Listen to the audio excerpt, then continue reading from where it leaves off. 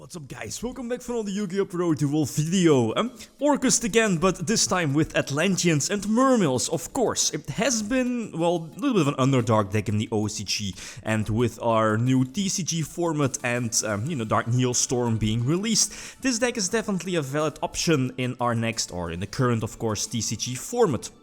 What's the advantage over running the regular Danger Orcust deck? Well, the biggest advantage of this particular deck is Dueling. Or at least this deck has multiple 1/2 card combos leading into like an easy Dueling before you go into your Orcust engine. And as you see here in the extra deck, you have a couple of ways of ending with or make like that solid first turn board, depending on which matchup or which deck you're playing against. I'm looking at Calamities, I'm looking at the Savage Dragon, Boral Savage Dragon, Titanic Galaxy as well. You definitely have a couple of options of ending with, or at least of ending with, these particular fields. Main deck options I might change is maybe a little bit here on the Mermail ratio, like Abyss Megalo and Abysstius. Maybe drop a couple of them for, well, Dangers. Dangers is, at least the biggest problem of this deck is still hand traps and having the follow-up plays you'll be seeing in these duels. But it's still the small problem of the quote-unquote Mermail engine. You know, Abyss Megalo and Abysstius needing either one or two to be discarded for them to special summon, and that's the problem, or could be the problem, if you open with too many darks, as in the Phantom Knights, as in the Orcust cards. You can still normal summon them, but again, you don't want to have too many normal summon monsters in your hand without the extra special summon to go for that Nightmare Link Ride. So that's still the problem, and that's something that the Dangers can definitely solve. But, well, you can splash Dangers in basically anything.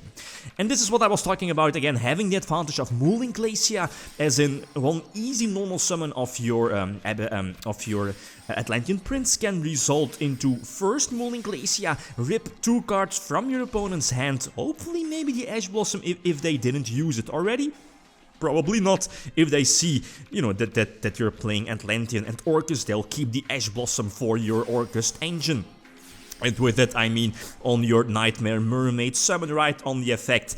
But yeah, again, going for that first turn Calamities is superb against basically any deck.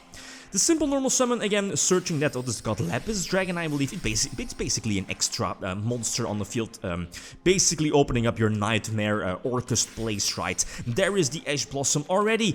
Again, I was forced to go for the Orcust engine first. Luckily, triple Call by the Grave is super stable here in this deck. The hand trap is already lured out, and now I can freely drop the Dueling, ripping 2 extra cards from my opponent's hand. Gumblar Dragon, right? We all know that guy. But then after that, it's basically the standard Orcust shenanigans. Basically, one normal summon of Atlantean Prince results in this particular field, and that's, again, mind-blowing.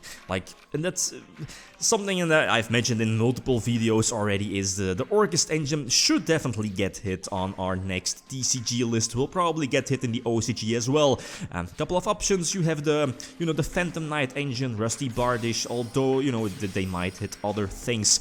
I'm looking at Nightmare Mermaid already. It does a lot, right? Anyway, so going second this time against, I think, my hardest matchup being Thunders, so being Colossus prevents me from searching, and I'm looking at my hand. I see Abysstius, I see Prince. Already 2 cards that search something from the deck, and I can't use their effects. So that's already the problem, right? The deck is, at least the worst matchup I feel, being Thunders, and it's quite a still relevant deck in the upcoming, in our new TCG format, and that's still a problem. So I can kind of conclude already that this deck has 2 big weaknesses, being first of all Thunder and second hand traps. But yeah, most decks are weak against hand traps, right? And again, there are differences between decks. Some decks are less weak to hand traps, or can recover better compared to the other decks. Yeah, easy OTK, I guess. I believe at this point I was still playtesting or playing with triple Abyss Megalo, and that's just too much. I might just main deck 1, since you can just search it with your standard combos. You'll just search it out with your Dragoons, Atlantean Dragoon, so I think just running 1 Abyss Megalo might be okay. Double hand trap, okay, that's too much again. I have to end with Orcust Nightmare in defense position. It's not looking too great. The Abyss Megalo dead in my hands. That small break, I guess, here.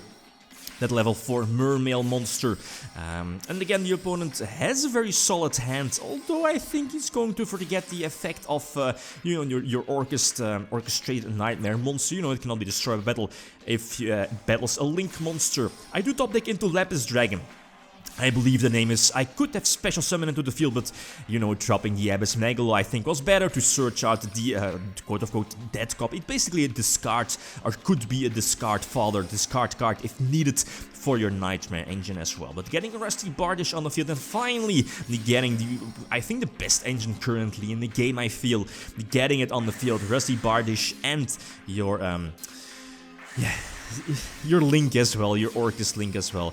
It did, again, just too much, right? Searching also multiple negations, a double Fog Blade, and having the Orcust Climax here in my back row. Immediately going to banish a level 3 to pop the field spell. Again, I should be in a very good position, especially with double Fog Blade set. And yeah, Climax as well. Climax prevents the Gazelle indeed from coming out, banishes as well. Again, very, very solid, forces out the Fog Blades, and again, I can just protect my field with Dingrisu. And now, again, the biggest advantage and the reason why Konami definitely should hit Orcust in our next, or at least on our next TCG ban list, the ability that it has, that it can play during your opponent's turn as well. Again, Stormfort Aether, it feels kind of similar. Again, it's something that I haven't mentioned, at least that I already have mentioned in previous videos, right? But yeah, anyway, so another example here, going first against ABCs indeed, but again, yeah, very staple opening here with Abystius and Dragoons. Again, one of those very strong opening plays. It lets you search Dragoons and can potentially end, I believe, with your strongest field. Well, depending on you know, which is your matchup, if your opponent has hand traps or not, of course, like always. But going for ending with Calamities, going for Mooling Glacier first, rip your opponent from 2 cards, then go for your Orcust engine, and then depending on, you know, how you want to end, definitely go for Rusty Bardish, and then, as I mentioned before, you could use your Lapis Dragon to go for the Boral Savage Dragon, the Synchro Summon, or, and that's something that I maybe also could have done, is, you know, just use Dingrisu to go for the Link Summon, to go for the Orcust Link to make Climax live as well, but it's basically the same, right? And at the same time, having Dingrisu on the field also gives your field some extra protection. Yeah, Excited Knight's not going to do anything. Going first this time again.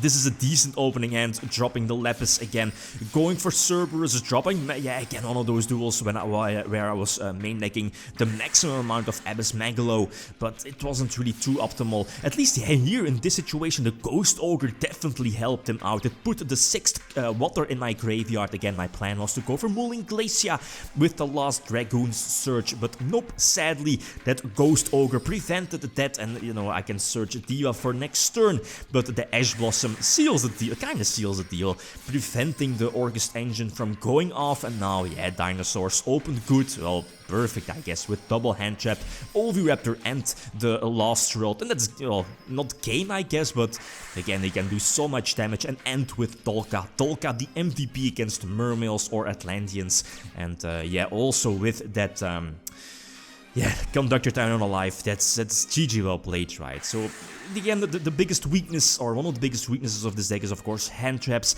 You can definitely play around one hand trap, force it out early, and follow it up. Like, if your opponent prevents your Orcust engine from coming through, you definitely have other options. Maybe drop a Mooling Glacier after that or something. So you definitely have a couple of options after this, but yeah, again, the deck stays weak to hand traps, so you might want to, you know, adjust your deck a little bit. As I mentioned before, other options here being Dangers, of course, and if I add in more Dangers, I would definitely also play the level 8, you know, Orcust left to a Galaxy Cyclone. Cyclone for, you know, those Mystic Mine builds. Instant Fusion, Winda, 1000 Ice Restrict, Millennium Ice Restrict, again help you to give more monsters on the field. Disruption as well with 1000 Ice Restrict, and again, opening up those Nightmare plays, right? Okay, again, guys, like always, feel free to leave, yeah, suggestions. Okay, that's it. Thanks for watching, and feel free to leave a comment or a like if you enjoyed the video. Lithium signing out. Peace.